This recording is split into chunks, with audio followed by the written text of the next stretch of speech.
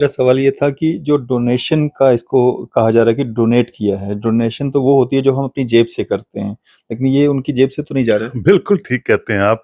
देखिए पॉलिटिशियंस जो होते हैं वो जब तक पॉलिटिसाइज़ ना करें किसी चीज़ को, हर चीज़ का क्रेडिट ना लें, तो वो पॉलिटिक्स ही क्या हुई फिर? वो तो उसको तो पॉलिटिक्स नहीं बोलेंगे ना। तो उन्होंने कहा कि हमने अपनी जेब से डोनेट कर रहे हैं, तो अच्छी बात है जिसमें उनको खुशी मिलती है, लेकिन वो करोड़ रुपए किसी के भले के लिए लगे, ये देखना ज़रूरी है और मुझे लगता है एडमिनिस्ट्रेटिव स्किल्स को देखना है कि ये सब पैसा जो है उन अफेक्टेड फैमिलीज़ को, उन अफेक्टेड एरियाज़ को, उन अफेक्टेड लोकेशंस पे लगना चाहिए, जो पैसा दिल्ली से, जम्मू से या ऑनरेबल चीफ मिनिस्टर से डिस्पर्स हो रहा है। सर एक तरफ सीनियर जर्नलिस्ट सोहेल काज़मी जी हमारे साथ मौजूद हैं, बात करेंगे। सर स्वागत है आपका न्यूज़ सैर इंडिया में। Thank you very much sir. Sir कुछ दिनों से लगातार चर्चा जो हो रही है वो सीएम उमर अब्दुल्ला पे हो रही है, क्योंकि जब होम मिनिस्टर साहब जम्मू कश्मीर के दौरे पे थे और जम्मू में खासकर जो पिक्स वायरल हुई हैं, जिसमें सीएम साहब पीछे दिख रहे हैं, अमित शाह जी जो हैं वो मुआयना कर रहे हैं और एलओपी सुनील शर्मा जी उनके साथ में हैं, यहाँ तक कि डिवकॉम एलजी साहब उनके साथ में, लेकिन सीएम जो है जिनको लोगों ने चुन करके भेजा है,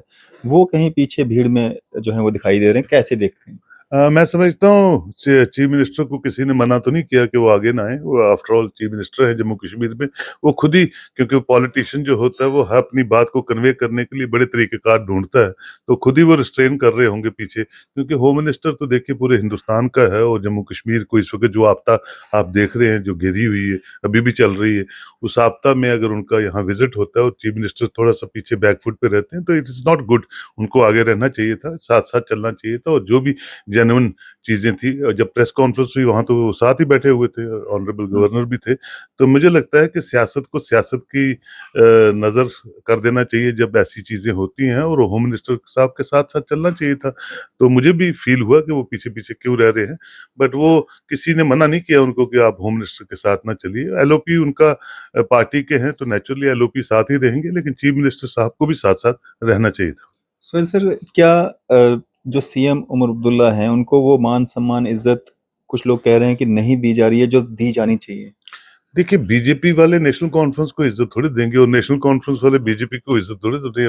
दोनों political parties different different ideologies की हैं। एक के पास 60 के करीब एमएलएज हैं जो लीड कर रहे हैं आज कैबिनेट को, जिसमें उमर अब्दुल्ला साहब चीफ मिनिस्टर हैं, और एलओपी जो है वो अपने 28 एमएलएज को लीड कर रहे हैं जो लीडर ऑफ अपोजिशन। तो आइडियोलॉजिकली वो डिफरेंट डिफरेंट पार्टी से बिलोंग करते हैं। तो उसमें ये कहना कि वो दिलों से तो वो नहीं जुड़ सकते ना। और यही है कि आने वाली इलेक्शंस में कौन कितनी सीटें लेगा, फिर कैसे चलेगा। तो इस वक्त उनके पास पूरा समर्थन है। और जहां तक बात है कि वो उनके काम नहीं हो रहे हैं, देखिए यूनियन टेरिटरी है, उसके अपने कंस्ट्रेंट्स हैं। अभी तक बिजनेस रूल जो बार बार उमर साहब कहते हैं वो नहीं आए हैं। जब वो आएंगे तो चीजें डिफाइन हो जाएंगी। लेकिन यह है कि chief minister is chief minister and LOP is LOP. Rahul Gandhi LOP है पार्लियामेंट में, मोदी जी प्राइम मिनिस्टर हैं, तो कौन डिनाई कर सकता है? कोई दुनिया की ताकत तो डिनाई नहीं कर सकती जो फैक्ट्स हैं, जो ग्राउंड पे दिख रहे हैं। बिल्कुल। सर जहाँ अमित शाह जी ने जो है रिलीफ के तौर पे यहाँ पे अनाउंसमेंट की है 209 करोड़ की, वहीं सीएम साहब तो उससे पहले ही 200 करोड़ अनाउंस कर चुके हैं, तो अमित शाह जी से क्या इतनी ही मतलब तवक्को थी कि वो जम्मू कश्मीर के लिए ये करेंगे? देखिए अमित शाह साहब ने 209 करोड़ एसडीआरएफ को दिया है for immediate relief relief. Operations के लिए। और चीफ मिनिस्टर साहब जो है, क्योंकि वो जम्मू कश्मीर की भागदौड़ के संभाले हुए हैं, उन्होंने 10-10 करोड़ जो मैंने सुना था वो हर डिस्ट्रिक्ट डेवलपमेंट कमिश्नर को दिया है to disperse the relief immediately. और वो कर सकते हैं क्योंकि वो उनकी पावर में आता है और सीएम के डोमेन में है। और साथ में पहले भी ऑनरेबल गवर्नर ने भी 4-4 लाख एसडीआरएफ की तरफ से और 1-1 लाख रुपए चीफ मिनिस्टर ने अपनी तरफ से भी दिया है। और ऑनरेबल गवर्नर ने श्री माता वैष्णो देवी श्राइन बोर्ड की तरफ से भी कुछ अनाउंसमेंट्स की हैं।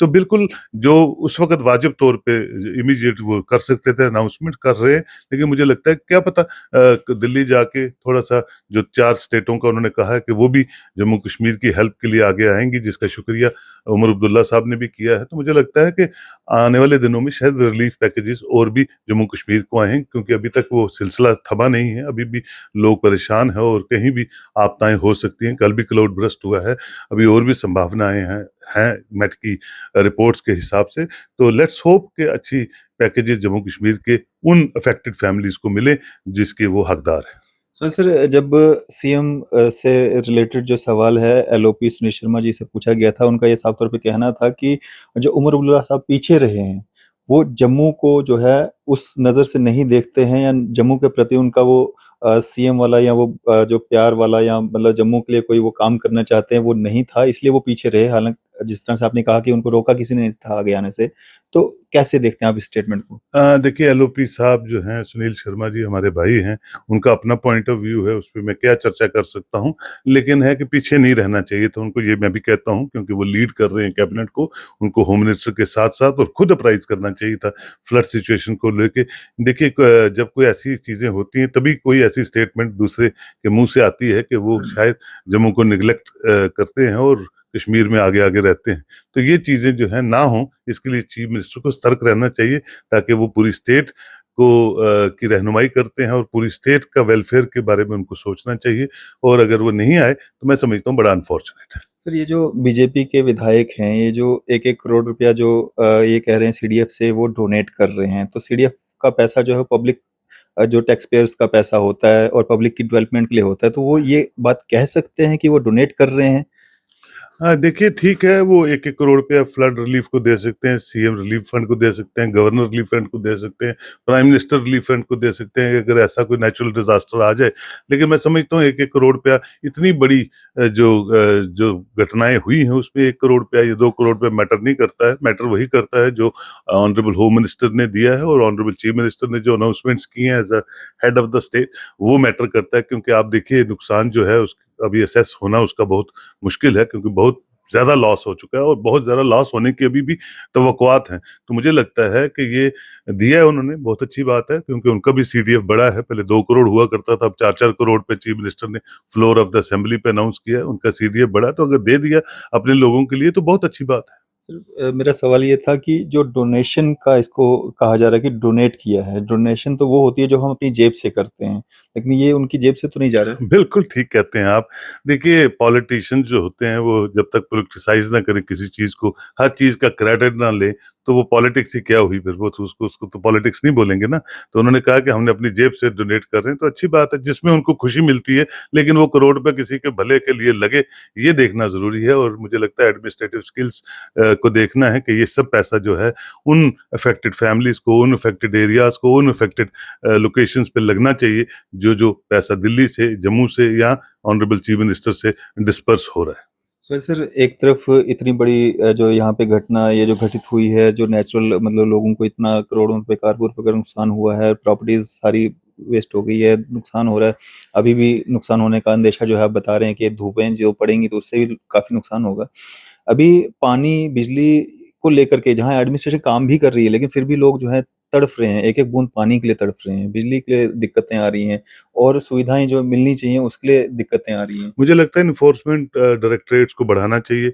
और ये जितना भी पीएचई का मैकेनिज्म है जो डिविएट कर दिया गया है फ्लड अफेक्टेड एरियाज में, उनको भी आप बिल्कुल उनकी सेवाएं के लिए तैयार रहिए। लेकिन जो रेगुलर फिनोमिना में जहाँ जहाँ वाटर सप्लाईज अफेक्ट हुई है उन पे भी ध्यान देने की जरूरत है। चीफ इंजीनियर साहब हैं या एक्सियन है, उनको काम करना चाहिए, क्योंकि रात दिन ये ह्यूमन एंगल से जुड़े हुए मसाइल हैं। इस पे पूरी एडमिनिस्ट्रेटिव बॉडीज को दिन रात कोऑर्डिनेटेड वे में लोगों के वेलफेयर के लिए काम करना चाहिए। और मैं समझता हूँ इस वक्त जो जिसकी हेल्प करेगा, मैं समझता हूँ उतनी वो दुआएं लेगा। और ये आपदाएं कहीं भी आ सकती हैं, और एडमिनिस्ट्रेशन का काम है कि रिड्रेस करना लोगों की प्रॉब्लम्स को, बिजली पानी।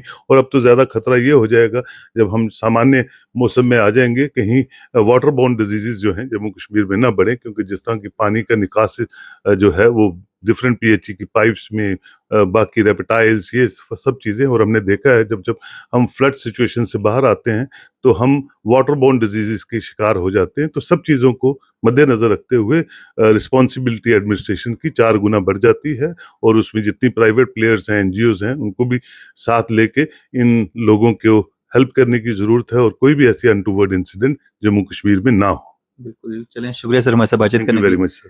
तो हमारे साथ बात कर रहे थे सीनियर जर्नलिस्ट सोहेल काज़मी जी। आपकी इस सब पे क्या राय है? आप अपनी राय जो है ज़रूर साझा कीजिएगा। इसी तरह की मज़ीद अपडेट्स के लिए आप देखते रहें न्यूज़ शहर इंडिया।